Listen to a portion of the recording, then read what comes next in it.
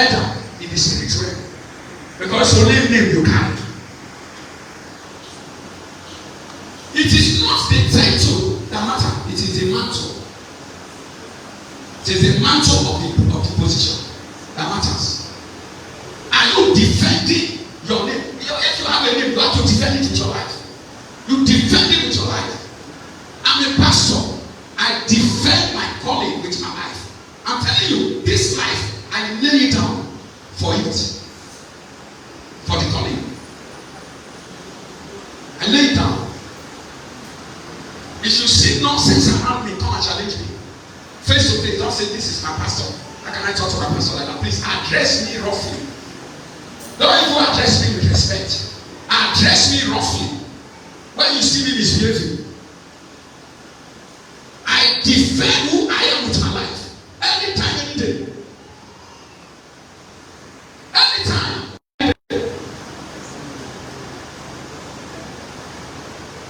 And if I can no longer defend my life and defend the calling, then it means my time there is over. It's over. What am I doing here? Hear this, church. You are a women leader. Are you defending the women ministry with your life? You are a men's leader. Are you defending the men's ministry with your life? Are you a Shammah Christian? Are you a Shammah Christian? Your calling in God must affect your career in the world. What did I say? Shout it louder. Your calling in God must affect your career in the world.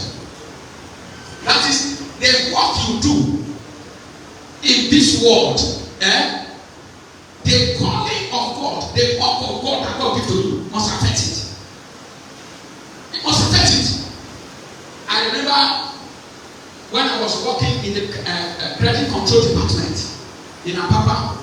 That was 1992. I think around 1992. I was working in the credit control department of Umako Nigeria Limited at Apapa. I turned the office to my office. I turned the secretary, almost turned the secretary to my secretary. I was in African church.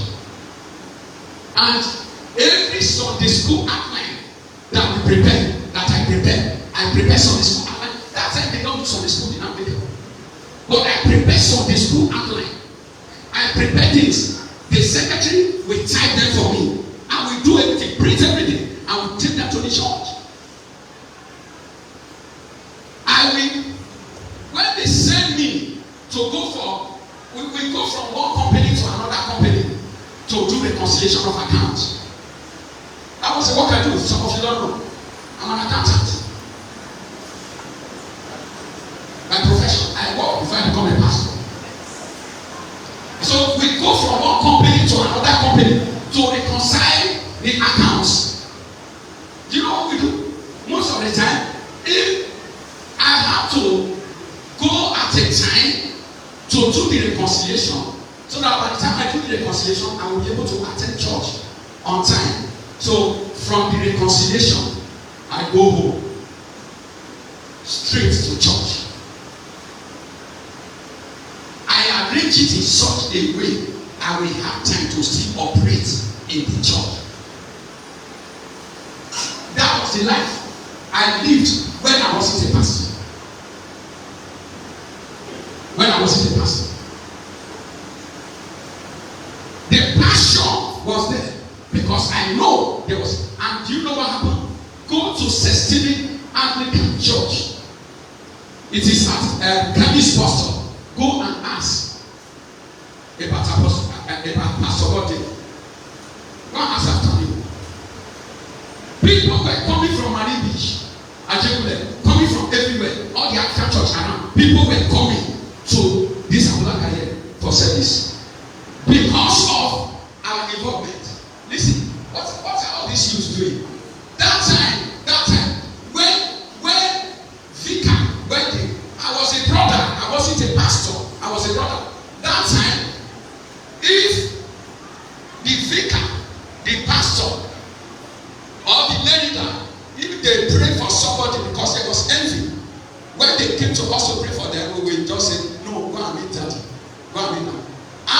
they prayed for them, they will still come and hide in secret.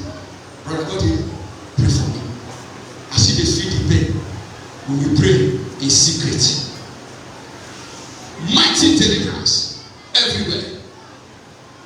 Oga Jesse is here to testify. Jesse, am I talking? That was the life we live. And I was walking. Where was I walking? At Apapa. At Apapa. You are walking at Apapa here. Your ministry in the church is suffering. What God gives to your hand is suffering. And at Apapa here. You are not even walking. You are at backyard here. Backyard. But yet, what God commits in your hand is suffering. And you are not walking. You are going nowhere. And what God puts in your hand is suffering. I left my house. Let me tell you, anybody who have no story of his own life is not called to preach. I have the story. I have a pedigree for what I'm talking about. I will leave church. I will leave church. 12 o'clock in the night.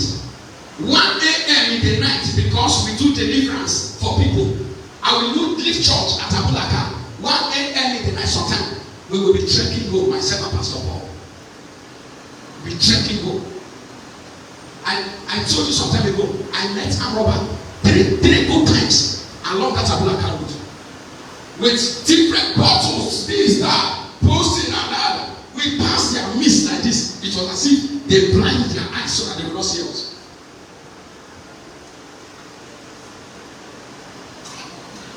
You are serving God. Listen to me. Are you a servant? Let me ask somebody by your side. Are you a servant of God?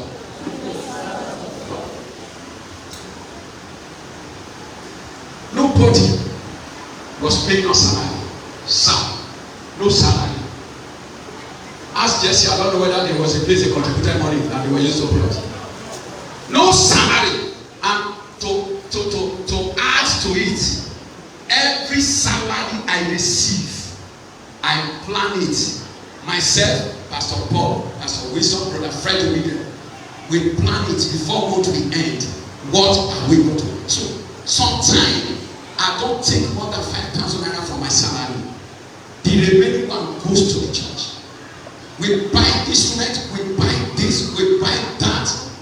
Oh my God, I took care of that Anglican church for 4 years. And when we left there, I bought three plots of land. I bought 3 plots of land for them before I left that place. I have served God. I have kept what He gives to me. And what? And I will keep it. We don't walk with trick. We don't walk. We don't serve as if you are working for man. We know we are working for God. And at the right time, God is going to pay every man according to how his work shall be. The work is for God. If you want to serve God, serve Him. You want to work for Him, work for Him. Use your life to defend what is put in your hand. Use your life to defend it.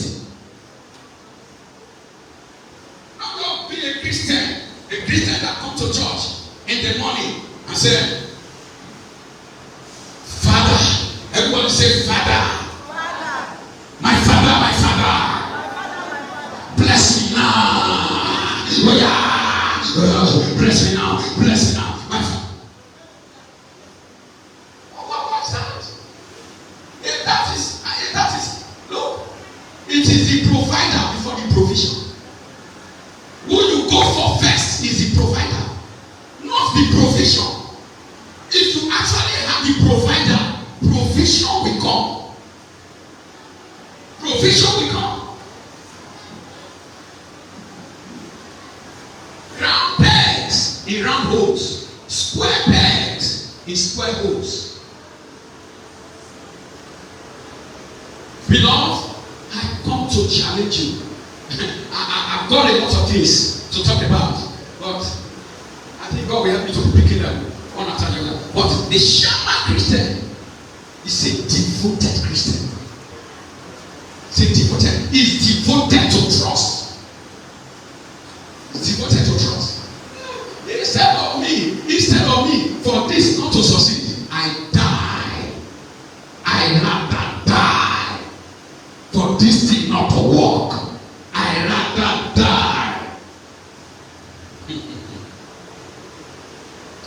Let me give you maybe about 4 things about the devoted Christian.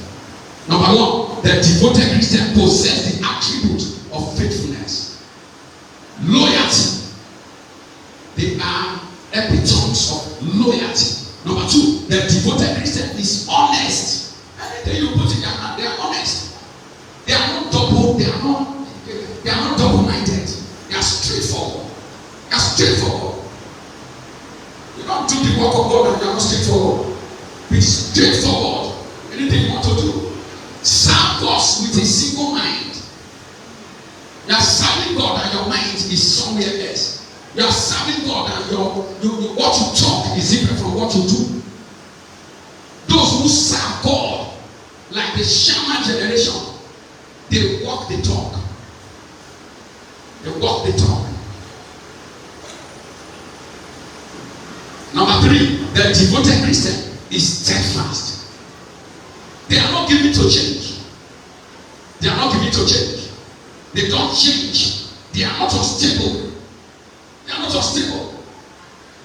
In Proverbs 24, verse 21 and 22, it says, my son, hear thou the Lord and the king, and meddle not with them that are given to change. For their calamity shall rise suddenly. Those people who change up and down, say calamity will rise for them. So my son, don't join them. Those people who are like this, double face. Everything they are doing, they are like this. They are not straightforward. They are given to change. Don't say, don't meddle with them. Don't have dealing with them. Separate yourself from them. Separate yourself from them. They are unstable. They change like the weather. They change like the weather. Don't have anything to do with them. A double-minded man is unstable in all his way. James chapter 1 verse number 8 says a double-minded man is unstable in all his ways. Number 4, the devoted Christian is committed and dedicated to kingdom assignment. And that is the admonition God gave to us in 1 Corinthians chapter 15 verse 58. Therefore, my beloved brethren, be ye steadfast, unmovable, always abounding in the work of the Lord, for as much as ye know that your labor in the Lord is not in vain. Always abounding in the work of the Lord. Always abounding in the work of the Lord. Always abounding in the work of the Lord. Let me tell you, when the trumpet sound and we meet with Jesus, thank God you will be there. What will he shake you and tell you congratulations, well done? Will he shake you and say, well done, thou good and faithful servant? Will he shake you? For what will he congratulate you? What are you doing today that God will use to congratulate you? What are you doing? I will die a servant of God. I will die a servant of God. What are you doing? Let me tell you, have you discovered the place to serve? Have you discovered what is entrusted to you? Have you discovered the vision of your life? What God wants you to do in the church? Have you discovered it? I give you a brief testimony. One of our sisters here, the mother was encouraged her in the church. Would it be CAC? CAC church. And said something happened. The pastor do something and she was anointed. And as she grew anointed, she stopped going to the church. As she stopped going to the church, problems began to come. And the revelation kept coming. Go back to your place of service. Go back to your place of service. and you will recover, and you will have your healing. But all the persuasion fall into deaf ears. At the end of the day, she did not make it. Why?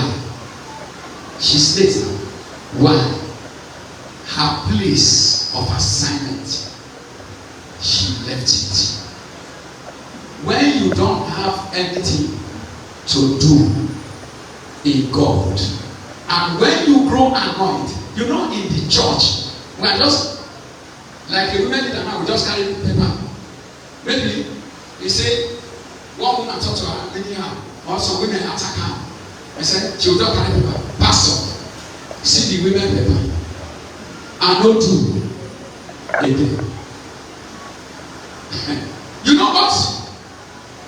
The sense that failed that woman is that she thought it is pastor that give the assignment of the kingdom. Pastor can pick, but remember the scripture says that there is no position, even in the secular world, for Tinubu to be there, whether you manipulate or anyhow. Forget, for Tinubu to be there, God ordained it. If God says no, let him do all the manipulation. It will not work. It will not work. He said the powers that be are ordained of God. It's the same. In the church, it may look like the pastor called you to come and do something. Or when you start as the women, you were making election and they elect you, even not the pastor. But let me tell you, it is God that appointed you to play that role. If you are dropping that role, be very careful. Be very careful. The mistake that somebody has made and they cut their life short, it almost took the life of my elder brother. Until we gather as a choristers to go and pray for him before he recovered. Some of us think that, I beg, I'm not doing again. I'm not doing again. I was in Abuja when the man of God was prophesying to her, a lady who got accident. The leg was not cut off, but the leg was getting rotten until the leg became, well, you cannot use your eyes to look at the leg. And the man of God called her out. She did not even know what happened. Why her life? She was living big. A big lady. But now she is reduced to zero. What happened? She was a chorister. Pastor talked to her. She got anointed. I don't want to sing again. Because she was a very good singer. Very good. That is, because of her, people were coming from different places to the church. And now she now realized that if I don't sing again, this pastor will know my importance. So she was now going to other churches. They will call her to go and sing in other churches. Eventually that evil happened to her. That evil that happened to her made her to be removed from work. That evil that happened to her made the leg, when you see the leg, I said, I saw it live. I was with Pastor Bob in Abuja. I saw it live. It was untouchable. I called the lady out. You cannot look at the eye. You look at the leg with your eyes. It's irritating. And now she begged to eat. Somebody who was doing well. She thought that God gave God had given me power. He gave me voice. And do you know what? The irony of it all. The man of God told her that now you cannot sing again. He said yes. She cannot even sing again. That voice is gone. It's gone. God gave you life as a trust. What are you doing with that life? You are using it to do like this. You are doing like this for God. He is the owner of your life. There is somebody more than you. You are doing like this. No matter what you are, let your hands fall. Let your hands fall and use your life